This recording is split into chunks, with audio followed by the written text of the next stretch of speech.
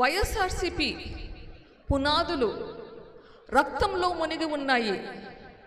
వివేకానంద రెడ్డి గారి రక్తం, కోడికత్తి శ్రీను గారి రక్తం, పదవులు త్యాగం చేసిన చిన్నాన్న, రాత్రనక పగలనక అన్న కోసం తిరిగిన చెల్లి, వీళ్ళకిచ్చిన కానుకలు మనం చూసాం. కృతజ్ఞత అంటే ఇదేనా? వైఎస్ఆర్సీపీ ఎంపీలకు, ఎమ్మెల్యేలకు, నాయకులకు మీకందరికీ ఒక సలహా, మీ భవిష్యత్తు కోసం ఈ గవర్నమెంట్ నుంచి బయటికి రండి, లేకపోతే ఈ పాపం మీకు కూడా చుట్టుకుంటుంది.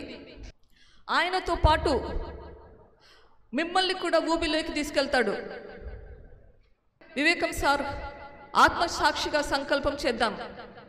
మన ఓటు ద్వారా ఒక పుణ్యకార్యం చేద్దాం. దీన్ని ఒక పోరాటంలా మారుద్దాం.